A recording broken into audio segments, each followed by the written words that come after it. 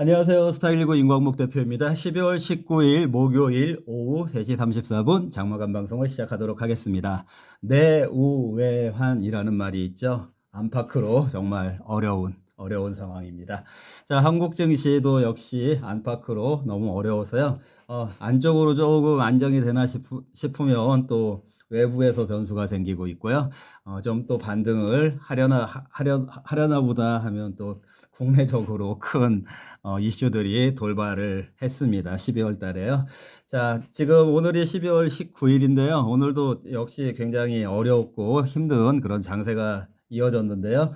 그럼에도 불구하고 우리가 뭐 그 하루 이틀 사흘 나흘만 사는 게 아니니까 이 어려운 시간이라고 하더라도 또 공부하고 또 체크하고 이렇게 하면서 이 어려운 시간이 지나가기를 기다려보는 것이 우리의 올바른 태도가 아닐까 이렇게 생각을 합니다. 다시 한번 한국 증시 12월 달 한번 정리를 하면서요. 오늘 또 이렇게 왜 빠졌는지에 대해서 여러분들께 정리를 해드리도록 하겠습니다.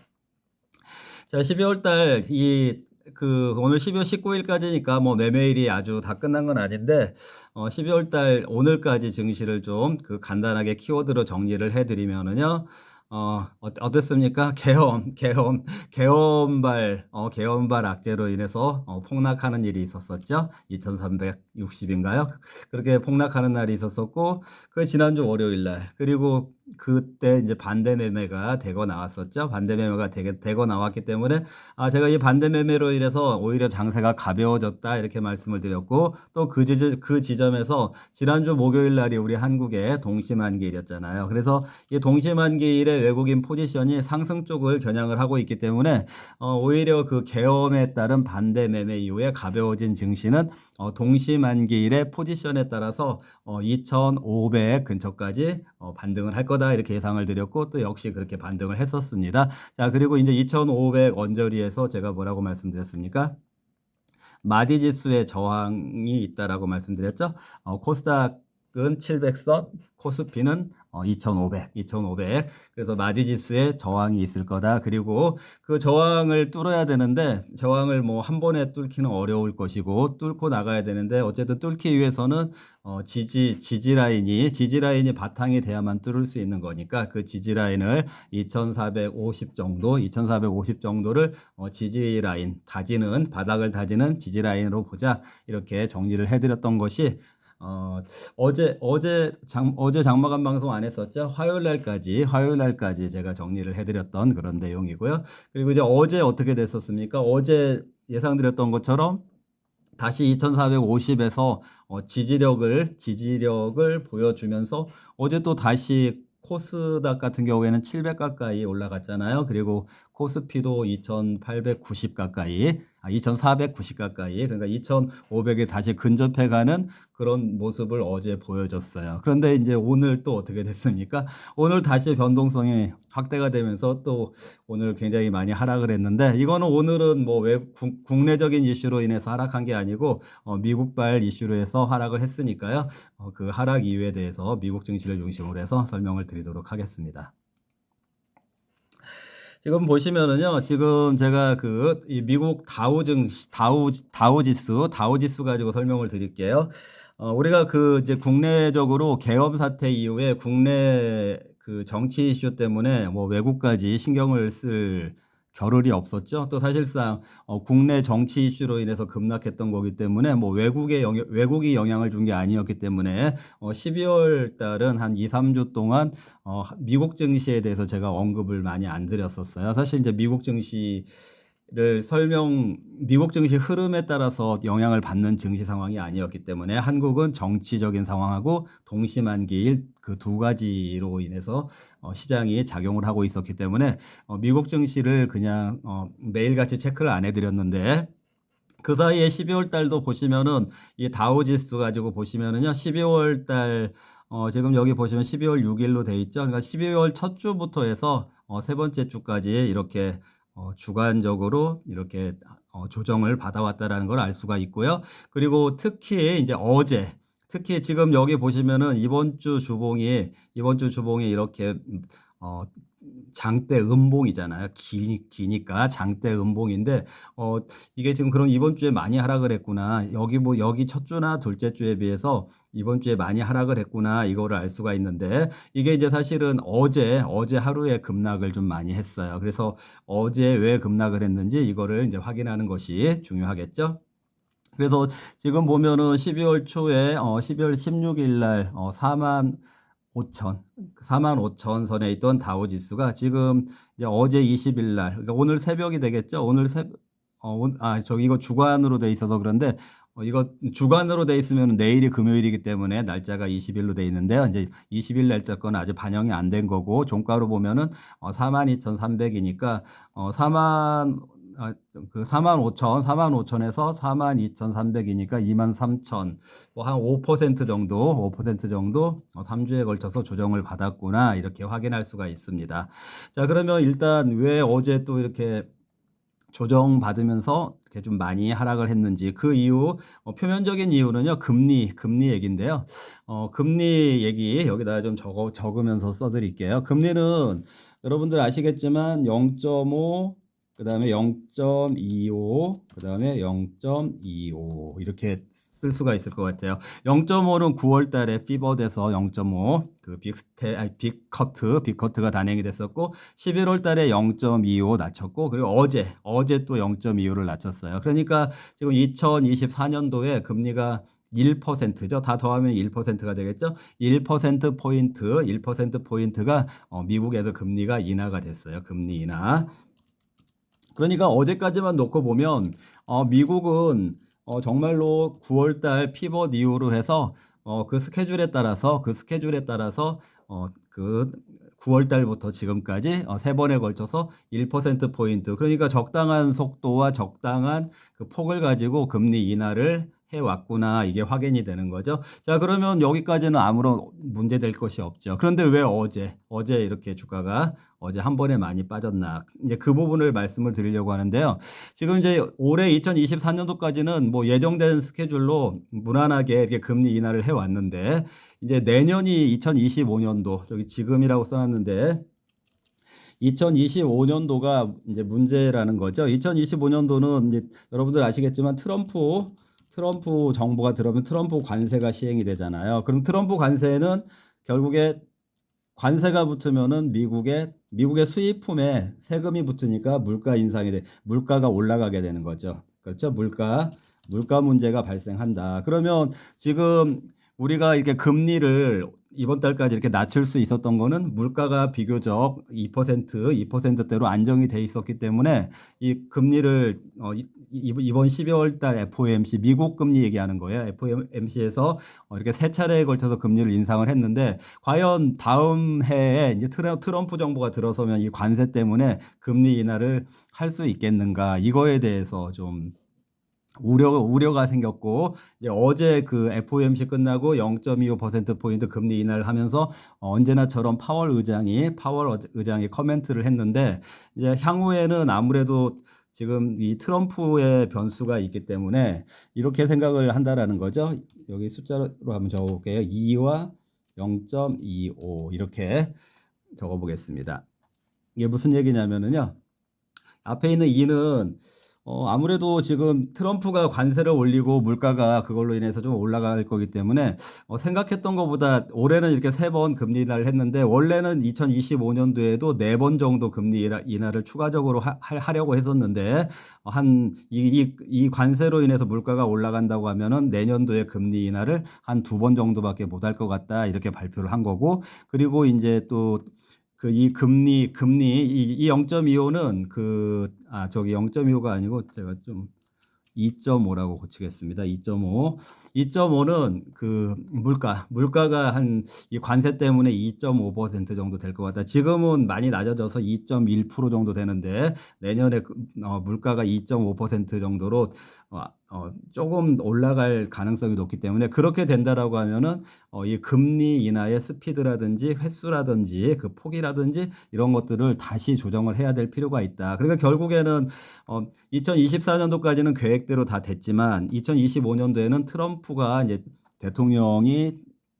정부가 들어서면서 관세가 현실화가 된다라고 하면은 물가가 생각했던 것보다 더 상승할 수가 있고, 그렇다라면은 금리 인하를 원래는 4회를 하려고 했는데 2025년도에 2번밖에 못 할 수도 있다. 이런 전망을 파월이 어제 내놓으면서요. 미국 증시가 이렇게 급락을 했다라는 거예요. 여러분들 이 이제 그 금리 인하 변수로 인해서 이걸 빌미로 해서 미국 증시가 많이 하락을 했고 어제. 그리고 이제 보면은 지금 12월 달에 첫 주, 둘 주, 셋 주 해가지고 12월 달에는 어떻게 보면은 11월 달에 상승했던 거를 12월 달에는 많이 토해냈다라는 걸 알 수가 있겠죠. 미국 증시가 이렇게 됐기 때문에 이제 오늘 한국 증시가 그 영향이 그대로 오면서 하락을 했고, 특히 이제 미국에서 금리 인하를 많이 하지 않는다라고 하면은, 내년에 2번밖에 하지 않는다라고 하면은 금리 인하를 적게 하니까 미국이 강달러가 지속될 거다. 이렇게 되니까 미국이 강달러다는 얘기는 우리 원화 약세를 의미하는 거니까, 오늘 우리 원달러 환율이 1,450원까지 올라갔죠. 1,450원까지 올라가면 환율이 1,450원까지 올라간다. 그 얘기는 원화가 약세다 이 얘기라고 했죠. 그건 증시에 긍정적이라고 했나요? 부정적이라고 했나요? 일단 수급적으로는 부정적이니까 그런 영향들, 미국 자체가 빠졌다라는 거, 그리고 환율이 오늘 1,450원까지 올라갔다라는 거, 이런 게 복합적으로 작용하면서 오늘 한국 증시가 다시 한번 휘청거릴 수밖에 없었다. 이런 상황이라는 거를 말씀드리는 것입니다. 자, 그러면 이제 앞으로 이제 앞으로 어떻게 해야 되냐가 중요할 것 같은데요. 저는 이제 여러분들께 여기다가 말씀을 드릴게요. 지금 트럼프 이제 관세로 인해서 금리 인하가 이제 2번 정도만 할 거다. 이게 시장의 악재로 작용했지만, 저는 사실은 그거는 이제 핑계고, 저 지난번에도 며칠 전에 말씀드렸었죠. 어차피 내년도에는 그 트럼프 트럼프 관세, 그 다음에 트럼프 관세는 결국에는 아메리칸 퍼스트, 이런 그 정책의 일환이 된다라고 했죠. 그러면 트럼프가 아메리칸 퍼스트 또는 아메리칸 온리 이런 정책을 쓴다라는 거는 미국 경제를 위해서 그걸 쓴다라는 거죠. 그리고 미국 경제는 현재 굉장히 좋다라고 했죠. 그러면 지금 당장에 혹시라도 이 금리 인하가 이제 좀 속도가 줄어들고 폭이 줄어든다라고 하면은 그 경제가 안 좋아지는 거 아닌가, 이런 거를 우려하는 거겠지만, 사실상은 이 관세를 쓰는 의도 자체가, 트럼프의 의도 자체는 미국의 경제를 더 좋게 하기 위해서 그런 부분이기 때문에, 이제 이 금리 인하가 미국 증시에 크게 이제 영향을 줄 것 같지는 않다라고 벌써 한 일주일 전에 저렇게 말씀을 드렸었어요. 지난 영상 확인해 보세요. 자, 그러면은 그거보다는 이 트럼프의 이 정책에 따른 미국 경제의 상승 효과가 만약에 이 금리 인하의 속도 조절에 의한 경기 후퇴 효과보다 이 효과가 더 크다라면은 당연히 증시는 더 강세로 갈 수가 있겠죠. 그래서 저는 이제 금리를 또 아주 안 하는 것도 아니고 금리 인상을 하는 것도 아니고 2번을 한다라는 거잖아요, 내년에. 그렇기 때문에 이 금리 인하는 오늘 하루 정도 이렇게 충격을 주었지만,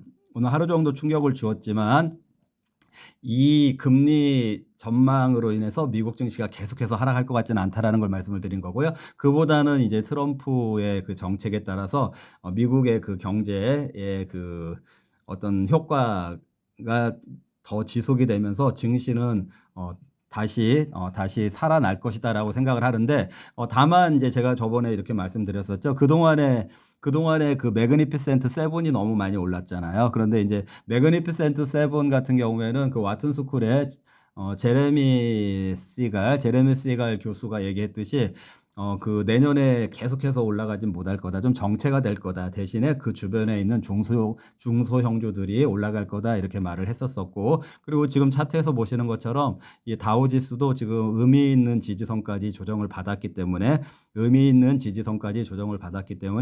추가 하락으로 많이 하락할 것 같지는 않다라는 이 부분도 참고를 하셔야 되고, 그리고 또 한 가지 말씀드릴게요. 또 한 가지 중요한 거 말씀드리면은, 하필이면은 그러면은 물론 어제 그 금리 인하 이슈가 어제 미국에서 FOMC에서 있었지만, 왜 하필이면 어제 그렇게 급락을 했을까? 그런 전망들이 어, 지난주에도 전망이 될 만한 내용이었는데 지난주에 비해서 하필이면 어제 이번 주에 이렇게 더 많이 하락을 했을까? 미국 증시 얘기하는 거예요. 자, 지난주에 한국 증시 동시만기라고 했죠. 이번 주 내일 금요일 날이 미국의 동시만기일. 그러니까 이렇게도 생각을 하실 필요가 있는 거예요. 아, 금리 정책이 이제 좀 다시 재편되는 이런 우려감이 반영이 됐다라는 부분하고 어, 그 그리고 이제 그동안에 이제 미국이 가파르게 계속 최고가 11월 달까지 경신을 해왔기 때문에 조정의 필요성도 있었었고, 그리고 이번 달 12월 달 미국의 쿼드러플 동시만기일이 이번 주 금요일 날 왔기 때문에 이런 것들이 복합적으로 작용해서 미국 증시가 조정을 받고 있고, 이번 주에 뭐 추가적으로 조금 더 조정을 받을 가능성은 있지만 아주 크게 하락할 가능성은 많아 보이지 않고, 이제 이 수준 전후에서 추스린 다음에 미국 증시는 다시 상승 쪽으로 움직여 갈 것으로 보여진다. 자, 특히 1월 달에는 미국 대통령의 취임에 따른 여러 가지 정책 효과들이 발생할 것으로 보여지니까요. 미국 조정이 계속해서 길어지거나 급할 것 같지는 않다, 이렇게 생각을 하시면 될 것 같고, 그렇다면은 오늘 한국 증시도 미국의 그 거시 변수하고 미국의 거시 변수하고 미국 증시 하락으로 인해서 오늘 또 이제 2,450이 또 무너졌죠. 2,500 코스피 2,500 마디지수 저항을 돌파하지 못한 상태에서 오늘 2,450도 지지하지 못하고 많이 밀렸는데 저는 여전히 그 코스피 2,450 근처는 지지 라인, 바닥 라인으로 보고 있다. 저는 이렇게 생각을 하니까 그거에 맞춰서 전술이든 전략이든 포트폴리오를 가져가도록 하겠습니다. 여러분들도 어떤 기준을 가지고 예를 들어서 기준이라고 하면 12월 달에는 뭐 그냥 주가가 빠지더라도 일단은 배당 수익만 올릴 거야라든지, 아니면은 또는 뭐 코스피 2,450이 일시적으로 붕괴된다고 하더라도 나는 좀 기다리더라도 그냥 2,450은 지지 라인으로 믿고 여기서 베팅을 할 거야라든지, 이런 그 어떤 분명한 관점, 투자 관점, 그냥 막연하게 아니면은 마치 도박처럼 뭐 아무거나 찍어놓으면 올라가길 바라는 그런 건 절대 없다고 했죠. 여러분들 어쨌든 그런 관점을 가지고 매매를 하시다 보면은 시간이 조금 걸린다고 하더라도 분명히 수익으로 바뀌게 된다라는 거. 특히 저희 포트폴리오는 그런 측면에서 조금 경쟁력이 있다라는 거 여러분들이 그동안에 많이 보셨을 것이고요. 이렇게 어려운 시기일수록 저희 스탁 119하고 같이 해보시면 더 좋을 것 같다. 저에게 그 문자로 문의하실 분들은 저희 스탁 119 채널 공식 문자 010-6656-9502, 010-6656-9502로 문자 주시면 안내를 해드리도록 하겠습니다.